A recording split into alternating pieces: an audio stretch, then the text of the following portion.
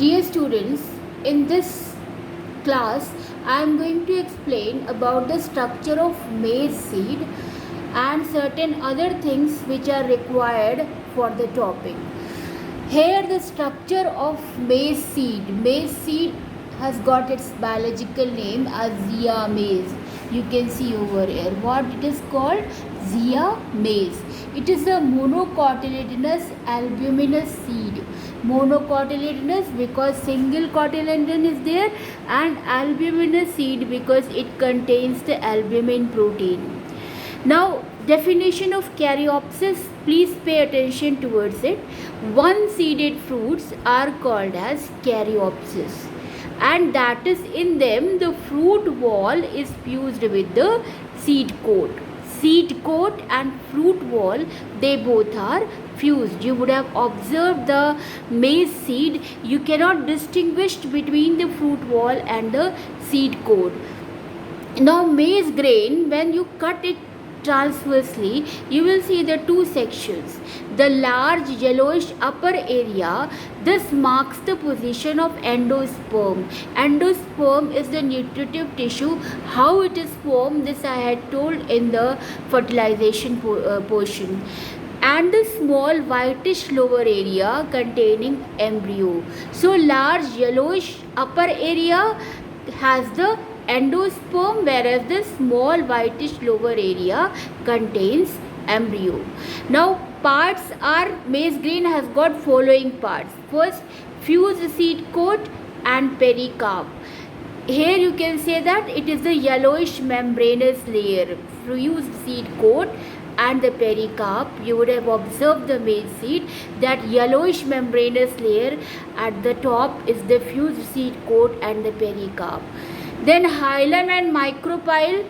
Even if you will soak the seed, you will not be able to distinguish between the hilum and the micropyle. I had told you in the last chapter, hilum, that is the scar which contains the micropyle, and micropyle is meant for the absorption of water and the gaseous exchanges. Now here in the next thing is the aileron rich in protein. There is a layer. There is an endosperm, that is the bulk of grain, and it stores the starch, surrounded by a layer which is called as aileron layer, and this layer is rich in protein. So in the internal structure you can get the endosperm, that is the bulk of grain, maximum portion of the grain. It is included by the endosperm, and it stores starch, and it is surrounded by one cell thick layer which is called as aileron, this layer, and this layer is rich in protein. So endosperm has got the starch, and this layer which surrounds the endosperm is the aileron layer. It is one cell thick. In the diagram, please see, I'll send you the diagram also, and it is rich in protein. Now the next is embryo. It consists of cotyledons, and the cotyledons are single shield shaped cotyledon is called scutellum. A single shield shaped cotyledon, you would please pay attention towards the maize seed, it is called as scutellum. And a plumule consists of growing tips of the shoot with few embryonic leaves and surrounded by the conical cap which is called as plumule sheath and called as coleoptile. So plumule is surrounded by the coleoptile, which is the protective layer or the covering, and you know that plumule give rise to the shoot system.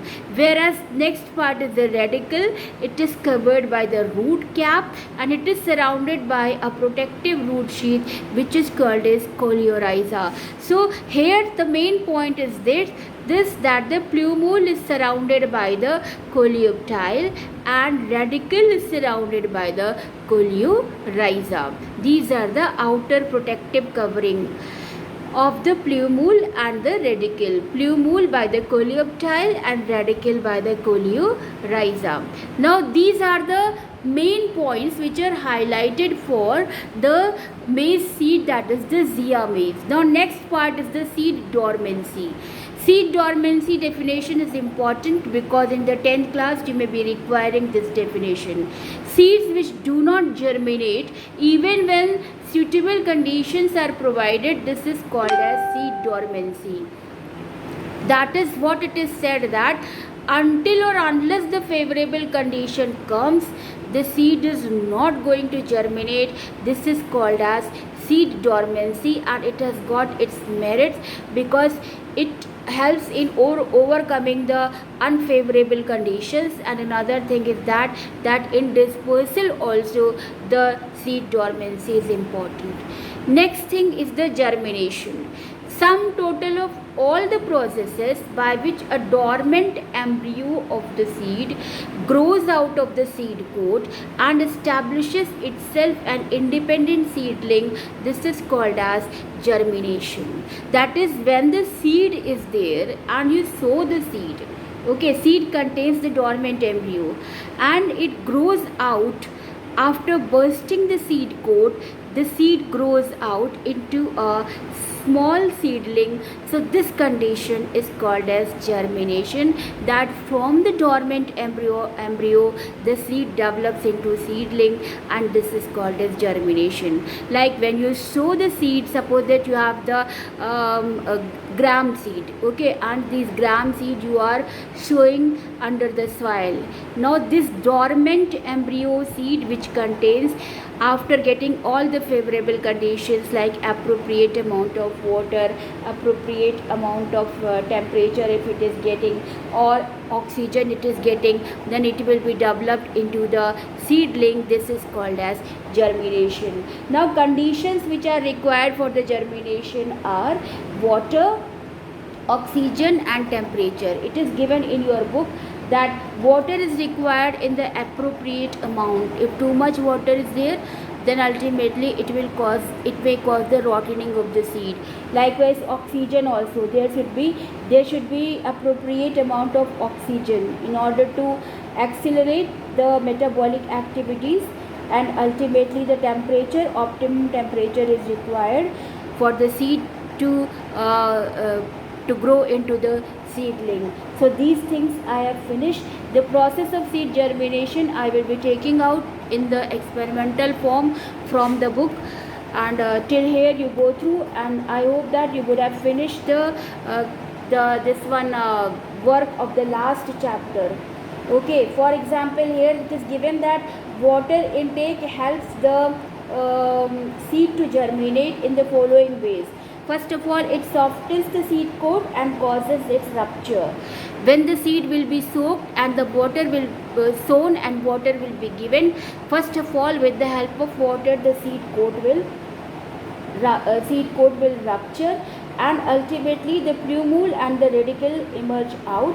It activates the protoplasm and enhances the metabolic activities. This is the importance of water. It also helps in hydrolysis of the stored food. That is, in the presence of water, the stored food is hydrolyzed and other materials into the soluble state.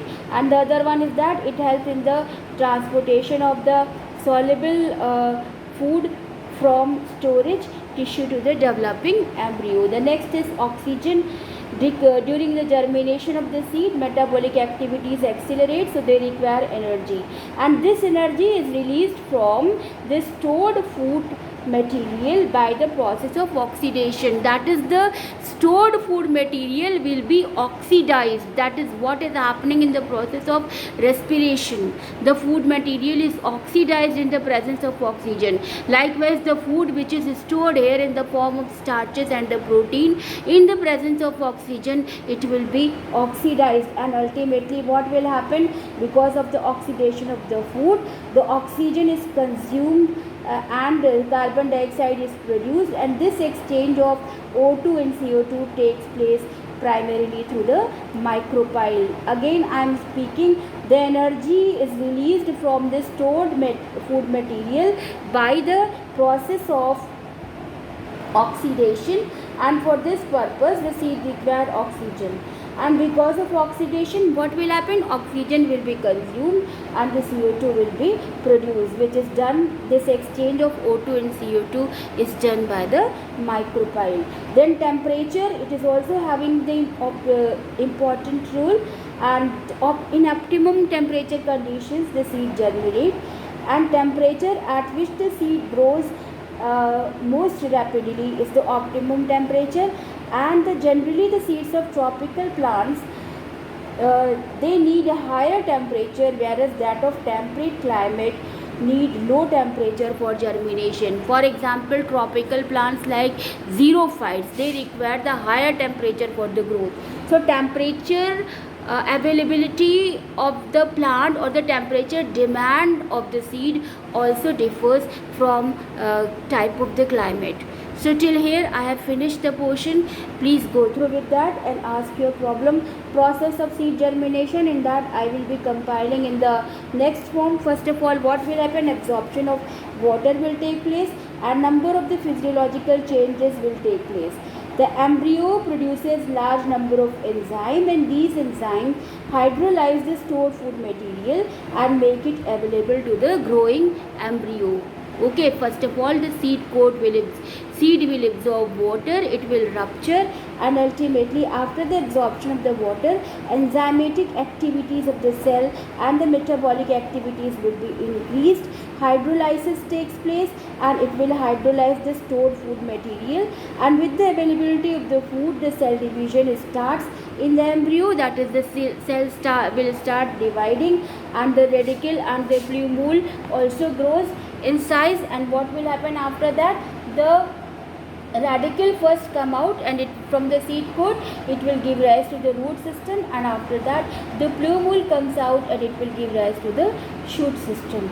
So root and shoot system will be formed, providing the stages in the process of seed germination. So there are certain conditions for the experimental setup that I will be taking in the next turn. Thank you. Ask your queries, and at the end of the chapter, if the questions will be there, I will take the discussion in the Google Meet. Thank you.